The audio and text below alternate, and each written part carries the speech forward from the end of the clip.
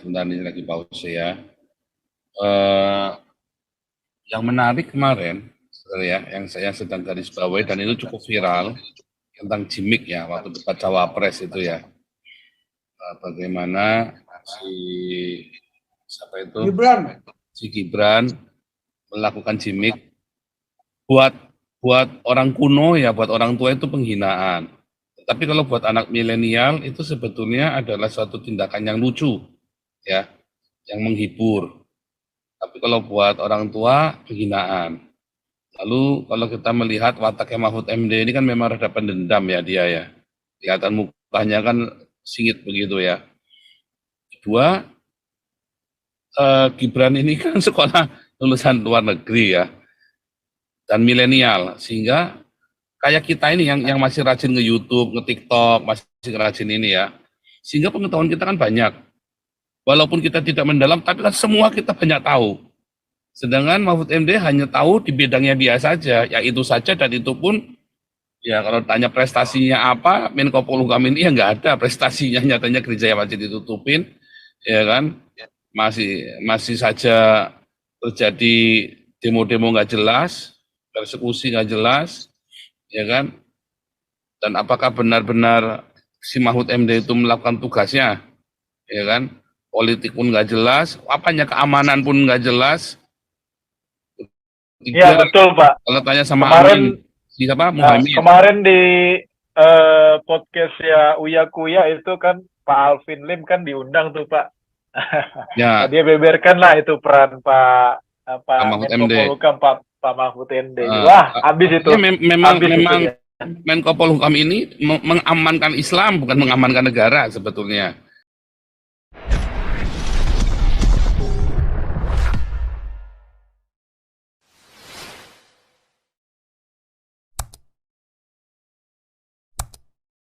Kalau di Yunani beda. Pak Paul. Kalau Yunani itu trans. Nanti kita lanjutkan lagi lah. Kedengaran nggak? Ya. Sesi tanya jawab ya Pak ya sekarang ya. Aduh. Pak Tobing, ini bisa sesi tanya jawab sekarang?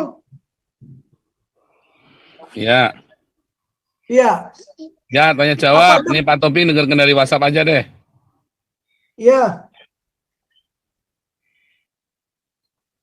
Ya, silakan Bapak Ibu yang di live Zoom bisa silakan raise hand. Tolong pertanyaannya disiapkan ya, yang jelas. Ben, saya minta pertanyaannya itu kepada apa yang saya paparkan ya, jangan berkembang kemana-mana, buang waktu. Ya. Baik Pak, baik, akan saya tegaskan. Ya. Oke, Bapak Ibu di. Yuk. Bapak Ibu, sesuai tema ya kita mohon ya pertanyaannya jelas kalau bisa sudah ditulis, jadi Pak Tobing bisa langsung jawab sesuai tema kita malam hari ini ya, yang berkenaan dengan paradigma globalisasi dan mengenai debat cawapres kemarin khususnya yang menjelekkan salah satu paslon cawapres ya. Silakan Bapak Ibu.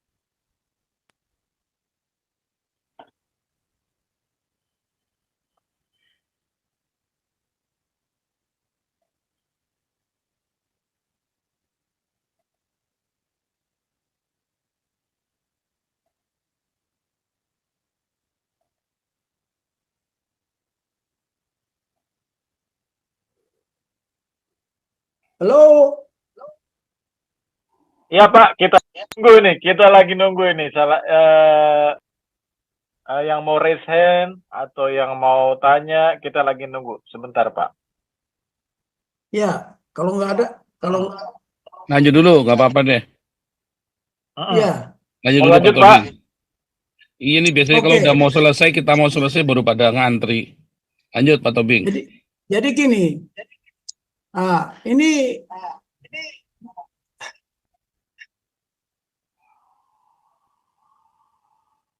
ini pergeseran paradigma di aspek pertahanan keamanan, ya. Ini juga keamanan nasional selalu menjadi perdebatan yang tak kunjung usai sampai sekarang. Di dalam kedua ketetapan tersebut dinyatakan secara tegas pemisahan antara fungsi pertahanan dan fungsi keamanan. Jadi banyak sekali lah Undang-Undang RI 34 tentang Tentara Nasional Indonesia. Tujuannya diadakan undang-undang ini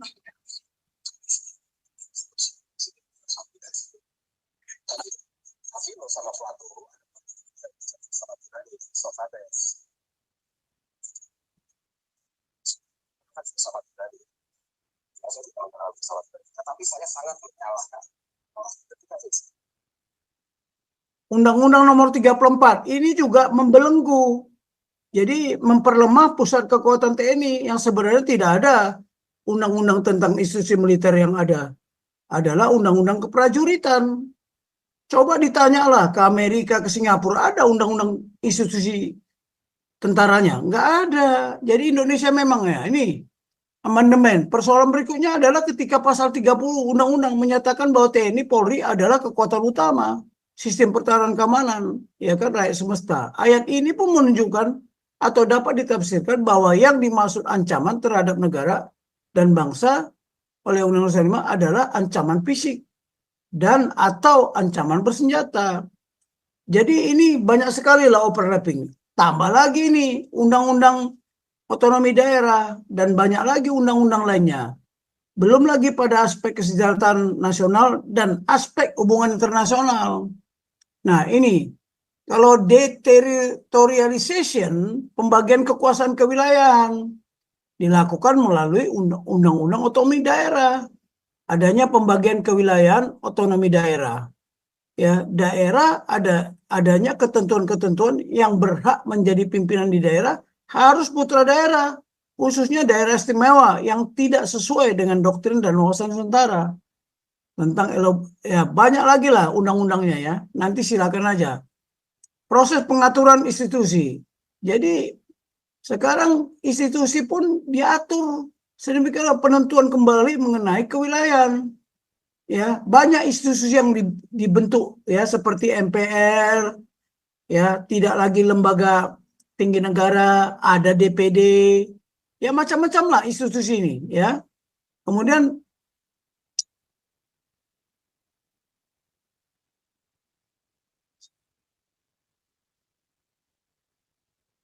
ini lagi. Ada pembentukan daerah istimewa, ada pembentukan daerah khusus, ada lagi pembentukan provinsi-provinsi baru, pembentukan kabupaten baru. Pembentukan daerah tersebut juga dijadikan wilayah kekuasaan partai politik. Jakarta, Jawa Tengah, Jawa Timur, Bali, Papua hampir dikuasai oleh partai PDIP. Sementara Banten, Jawa Barat masih dikuasai PKS. Nah ini begini, cobalah kita saksikan sekarang ya. Belum lagi ke daerah sana, mana bagian Demokrat, udahlah, pokoknya gara-gara undang-undang ini kita berkelahi terus sesama anak bangsa. Nah, situasi geopolitik ya, keberadaan kacau balau itu kita membutuhkan keberadaan investor. Lihatlah, semua kita berharap investor masuk ke Indonesia kan, baik pribadi maupun korporasi, ya. Dalam rangka apa? Ikut mengendalikan dan merubah kekuasaan pemerintah nasional yang berkuasa. Ya, coba aja nanti dicek kalau nggak mereka yang mengendalikan di belakang itu, ya.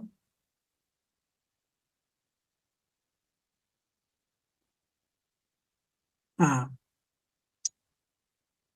secara bersamaan juga terjadi proses perkembangan strategi kawasan regional development ya yang bertujuan menciptakan keamanan ekonomi atau stabilitas politik. Contohnya ASEAN, ya ASEAN Plus, ya G20, ya apalagi OKI. Nah, itu tentang pembentukan institusi baru, pembagian wilayah. Contohnya munculnya MEA lagi, Masyarakat Ekonomi Asia. Kemudian dulu kita kenal Trans-Pacific Partnership dan lain-lain lah.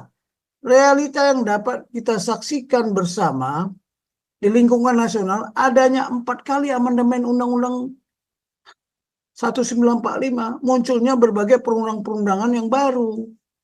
Nah, dampaknya lagi sekarang konflik paradigma sejak di awal kemerdekaan, setelah kemerdekaan sampai saat ini. ya atau reformasi belum terselesaikan. Jadi ini residu paradigma yang sejak kemerdekaan. Paradigma Orde Baru lama dengan paradigma Orde Lama dengan paradigma Orde Baru. Paradigma Orde Baru dengan paradigma reformasi. Yang ada kenyataannya adalah munculnya kembali paradigma lama yang dipoles menjadi paradigma reformasi. Dan semakin meningkat lagi dogma dengan ketiga paradigma tersebut, ya, Orde Lama, Orde Baru, dan reformasi. Terakhirnya dogma dengan dogma, antara kebenaran dengan kebenaran. Apa nggak semakin runyam bangsa ini? Bagaimana bangsa ini bisa berdaulat? Ya,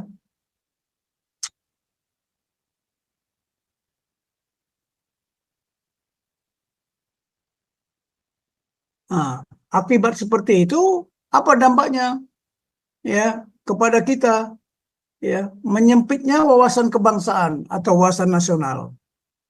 Tergerusnya nilai-nilai Pancasila sebagai the way of life, yaitu menipisnya toleransi, masyarakat berubah menjadi masyarakat yang apa? Yang pemarah, pendengki, pendendam, bahkan ada yang kehilangan hati nurani serta rasa curiga terhadap sesama. Rasa aman di negeri kita ini seolah-olah sedang pupus, ya. Berbagai tindakan di luar logika normal manusia. Kemudian media massa semakin hari semakin mengerikan. Ya, krisis moral seperti korupsi, kembalinya munculnya paradigma kesukuan. Nah, ini yang berat itu. Pembangunan karakter bangsa dan nasionalisme, nation and character building, semakin tidak terarah dan menyimpang dari landasan pemikiran paradigma nasional Indonesia. Pak Paul, saya kira sampai sini aja dulu, mungkin nanti ada pertanyaannya. Oke, Dan terima pertanyaan nggak? kasih atas ya, terima kasih Pak atas presentasinya. Kita akan mulai sesi tanya Halo Pak jawab. Ben. Iya, iya Pak, iya. Terima kasih Pak atas presentasinya. Jadi kita mulai aja sesi tanya jawab ya.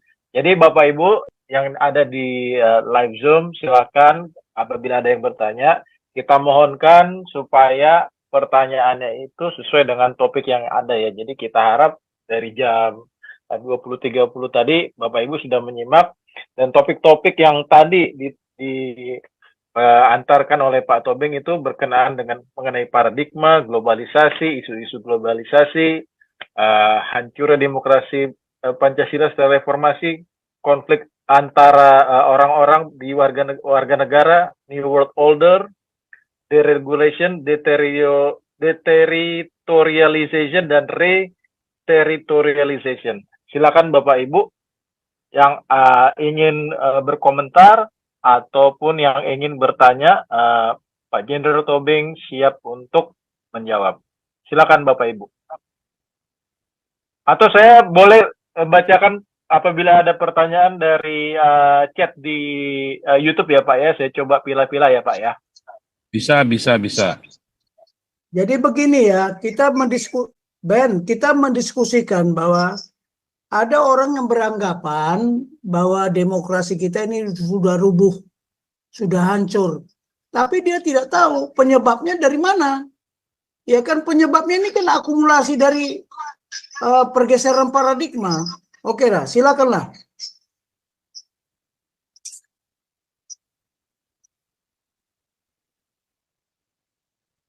Halo. Oke, sebentar.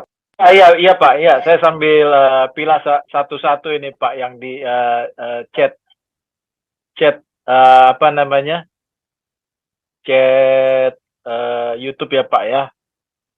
Ini ada yang Iya. komentar. Sebentar. Paradigma onta menghancurkan bangsa. Lalu ada lagi yang bilang, bentar Pak, bentar. Ganjar Mahfud mengembangkan ekonomi syariah menuju perda syariah jadi negara syariah garis miring khilafah. Pilih 02. Lalu ada lagi, ini untuk Pak Paul nih. Pak JPZ bikin fatwa dong. Ada lagi sebentar ya, aku pilih-pilih yang kira-kira masuk yang bisa kita kita bahas ya. Jangan lupa 2024 pilih Prabowo presiden. Cina numpang hidup di sini. Indonesia maju korupsi dan nepotisme. Hanya mementingkan kelompoknya dan SARA merampok uang negara. Iya.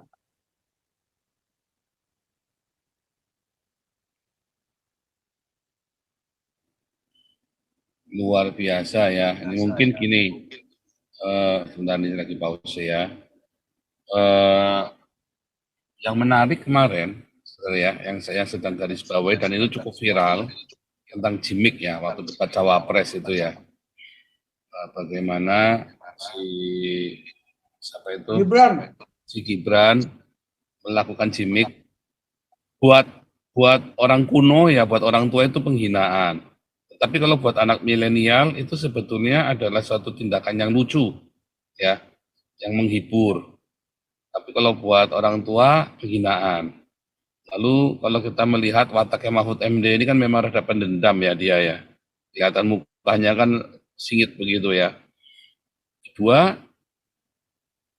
Gibran ini kan sekolah lulusan luar negeri ya. Dan milenial, sehingga kayak kita ini yang masih rajin nge-YouTube, nge-TikTok, masih rajin ini ya. Sehingga pengetahuan kita kan banyak. Walaupun kita tidak mendalam, tapi kan semua kita banyak tahu. Sedangkan Mahfud MD hanya tahu di bidangnya dia saja, ya itu saja, dan itu pun ya kalau tanya prestasinya apa, Menko Polhukam ini ya nggak ada prestasinya, nyatanya gereja masih ditutupin, ya kan, masih saja terjadi demo-demo nggak jelas, persekusi nggak jelas, ya kan, dan apakah benar-benar si Mahfud MD itu melakukan tugasnya, ya kan, politik pun nggak jelas, apanya keamanan pun nggak jelas. Iya betul Pak. Kalau tanya sama kemarin, siapa Muhammad? Kemarin di podcast ya Uya Kuya itu kan Pak Alvin Lim kan diundang tuh Pak. Ya. Dia beberkan lah itu peran Pak Mahfud MD. Pak Mahfud MD. Wah, habis itu. Ya, memang itu, ya. Menko Polhukam ini mengamankan Islam, bukan mengamankan negara sebetulnya. Ketiga, Muhaimin, ya kan. Muhaimin ini dia banyak, ya sama dengan Anies ya, banyak bicara, tapi dia ngomong apa dia kagak ngerti yang dia omongin apa tuh. Nah, kalau sementara Gibran, kalau kita lihat Gibran karena dia anak milenial dan ya kebetulan bapaknya presiden dan mereka nampaknya juga sering melakukan simulasi politik di rumahnya kalau ngelihat dari itunya ya, dari apa namanya, video-videonya mereka, si Kaisang segala macam, mereka tampaknya ya cukup ini ya, cukup kreatif anak-anak ini. Nah, lalu bagi orang tua ini merupakan satu penghinaan, tapi bagi anak muda ini satu yang kreatif justru si Gibran ini. Bagaimana menciptakan diskusi, bukan diskusi yang kaku, yang ya sebenarnya kalau kita ngelihat debat-debat itu kan semua formalitas. Ada satu teman apa namanya saudara saya lah ya, senior saya bilang, aduh mau milih Prabowo enggak ya? Tapi nanti dengar debatnya dulu. Saya bilang Prabowo itu nggak pinter ngomong. Kalau kamu dengerin Prabowo ngomong, dia ngomongnya cuma sekecap doang. Dia bisanya ngomong yang lain. Tapi biasanya yang pinter ngomong malah nggak bisa kerja. Saya bilang begitu jadinya kan. Orang kalau pinter, nah kamu sendiri saya bilang nih, orang ini nih nggak pinter ngomong, jadi ngomongnya gagap. Tapi orang ini orang hebat, ya. Dia pegang apa, kerjaan apa pasti jadi. Nah tuh, kamu sendiri nggak pinter ngomong, tapi kamu kerjaan apa pasti jadi kan? Lah kamu butuh presiden pinter ngomong, apa butuh presiden yang bisa kerja? Kalau banyak orang itu pinter ngomong nggak bisa kerja, kayak Anies kan pinter ngomong nggak bisa kerja. Kalau ditanya hasilnya apa, semuanya proyeknya muluk-muluk semua, tapi nggak ada satupun yang dijalankan di Jakarta. Nasi Muhammad sama. Nah lalu karena putus mutung kan, si Mahfud MD kan mutung mau berhenti jadi menteri, ya kan? Ya kalau saya jadi Jokowi ya sana mundur saja silakan. Lalu dibawa-bawa lah katanya semua harus mundur. Ganjar pun katanya mau mundur, ya kan? Ya itu memang politik di Indonesia. Kalau kemarin ya siapa yang bilang kemarin ya harus beretika? Saya emang nggak setuju ya. Harus beretika, tapi semuanya harus sepakat beretika. Jangan anak muda di Indonesia ini kalian minoritas disuruh beretika, yang mayoritas nggak beretika. Anak muda disuruh nurut, yang tua-tua nakal-nakal. Anak muda disuruh jadi baik ya, jangan nakal ya anak muda. Tapi yang tua-tua nakalnya minta ampun. Sama aja kan. Nah, memang kendalanya itu, Pak Toping. Kendalanya kita Ya. sekarang dalam berdemokrasi, demokrasi itu hanya bagi mayoritas. Bagi kita minoritas mah makan tai aja kayak Aceh. Nah, itu ya. Ini Bu Ellen nih, Bu Ellen. Tiga langsung ya, Bu Ellen sang Tasya langsung jawab Pak Toping ya, biar langsung. Silakan. Shalom, Pastor. Selamat malam, Pak Tobing. Pastor, Selamat itu malam. nggak bisa dengar kita ngomong. Ya, Ben ya? Ben, Pak Tobing nggak bisa dengar langsung. Ya, Ya. bisa, lanjut. Silakan Bu. Bisa. Ya. Oh, iya, oke. Kalau menurut saya, Gibran itu terlalu dibesar-besarin. Maksudnya yang komen itu tidak beretika ya. Nggak beretika dari mananya, itu memang gaya khas anak muda ya. Betul tadi Pastor bilang, kalau Mahfud MD ini adalah pendendam. Kenapa? Begitu digimikin sama Gibran, dia bilang, saya balas juga dong katanya gitu, digimikin. Jadi kan dia melakukan gerakan yang sama dengan Gibran gitu. Tapi ada katanya, saya balas juga dong katanya gitu. Jadi dia memang gitu ya, pendendam, dan memang hari ini dia rencana akan mengundurkan diri dari Menko Polkam. Kenapa? Ya karena ada desakan juga suruh dia mundur karena dia sudah menjelek-jelekan Jokowi. Dia kan menterinya Jokowi. Kenapa dia ngejelek-jelekin Jokowi? Dia menjelek-jelekan bahwa tidak ada demokrasi lagi, satu. Terus suara saya jelas ya, Ben? Bagus Bu. Ya, Halo? lanjut Bu, lanjut ya. Iya, bagus Bu, bagus.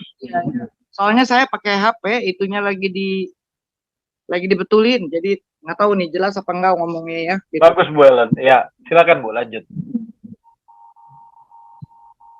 Ya, jadi menurut saya itu terlalu lebay gitu loh. Sekarang kalau nggak ada anak muda, orang tua-tua aja, mana tahu apa yang terjadi dengan generasi milenial gitu loh. Sedangkan di kubunya itu Megawati sendiri, dia tidak menghargai milenial. Dia bilang, apa sumbangsinya milenial buat bangsa ini? Digituin. Dia nggak Iya, tahu. kurang ajar sekali ya ini orang tua satu ya. Iya, atlet-atlet itu muda-muda. Udah Kaum muda milenial. loh, jasanya banyak, udah tua terus pada dibuang semua kan. Para Itu pemain bulu sepak tangkis, pemain sepak bola muda-muda, udah tua dibuangin semua pada jadi tukang beca. itu menyumbangkan emas ke Indonesia gitu loh. Angkat besi aja bisa menang gitu loh. Kok ngebuang, nggak ngehargain milenial gitu loh. Kurang ajar sekali. Terus yang lagi yang kurang ajarnya ya, Ganjar ya, dia undang ke panggung satu cowok anak muda masih single ya, dia tanya, kamu dari mana? Katanya, lulusan dari mana? Katanya, saya S2 katanya gitu, S2 dari Undip katanya gitu. Terus kerjaan kamu sekarang apa? Saya sekarang konten influencer dan konten kreator. Nah katanya gitu ya, kata si Ganjar nih di atas panggung, kerjanya nggak jelas katanya gitu ya. Terus katanya gitu, kamu dapat uang dari situ katanya.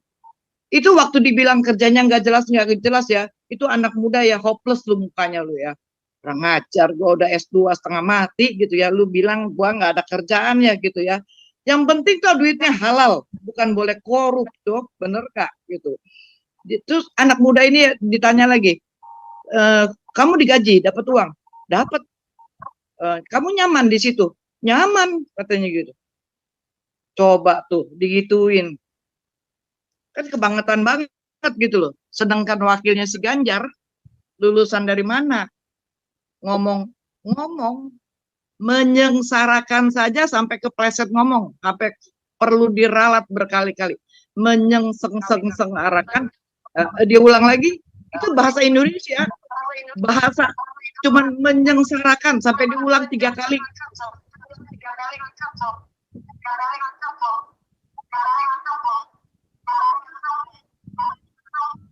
Terus Ganjarnya ya, Ganjarnya pernah di apa wawancara sama orang ASEAN ya, entah dalam rangka acara apa gitu. Ditanya pakai bahasa Inggris karena orang itu nggak bisa bahasa Indonesia. Yang ditanya apa, dia jawab apa, pakai bahasa Indonesia gitu. Jawabnya si Ganjar ini. Jadi ya memang nggak layak sih ya gitu. Jauh gitu loh. Tetap ke nomor 2 gitu. Terus ini ada fenomena nih ya, Pak Tobing ya. Kan kemarin ini sepertinya Pak Jokowi dengan Mega bermusuhan gitu ya. Tapi kemarin ada acara apa, tadinya kan Ibu Mega kan nggak mau dituntun gitu. Biasanya juga dituntun karena lagi ngambek ya. Ada 2 peristiwa, dia nggak mau dituntun turunin tangga. Ini duduk di sebelah-sebelahnya. Nyenggol tangan Pak Jokowi duluan lupa. Udah sumringah mukanya, sudah senyum-senyum, sudah ketawa-ketawa. Karena dia habis berjoget Pak di Bandung, ada satu acara dia ditarik sama penyanyinya itu untuk berdansa. Jadi sekarang itu lagi si Ganjar nih, inkonsistensinya kelihatan sekali jelas. Dia bilang tidak akan melakukan politik joget-joget. Kenapa? Ya kalau joget-joget itu nggak ada visi misinya seperti itu katanya gitu ya. Nggak taunya istrinya Ganjar juga suka joget. Istrinya Ganjar juga suka joget Pak. Terus Anies nih Pak ya. Dia Anies juga sama bilangnya begitu. Saya tidak suka joget, tidak bisa katanya gitu. Nggak tahu diundang berdua sama Caimin atau sama Ganjar. Karena capres toh yang maju. Diundang ke acara TV Pak. Joget mereka berdua Pak. Jadi apa yang diomongin nggak sesuai gitu loh Pak. Kalau memang nggak suka joget, udah aja nggak suka joget gitu loh. Ini sampai Ibu Mega sendiri pun berjoget di panggung Pak. Apa nggak mau kalah sama Pak Prabowo gitu loh. Karena Pak Prabowo ini kan yang mencetuskan, dia yang satu-satunya dan belum pernah ada. Jadi dia melakukan satu hal yang tidak lazim gitu loh. Jadi capres yang lainnya ikut. Karena apa? Saya juga nggak ngerti. Itu aja sih Pak dari saya Pak Tobing. Oh satu lagi nih Pak Tobing. Entah lagi pemilu yang kapan ya. Entah 2014 atau 2019 ya. Hari ini pencoblosan, malamnya itu dikeluarin undang-undang bahwa pilkada itu secara langsung. Itu jadi kita semua nggak ada penolakan atau apa karena masih mengharap-harapkan perhitungan. Tahu-tahu malamnya itu DPR ngeluarin peraturan pilkada secara langsung. Seperti itu sih Pak. Terima kasih Pak Tobing.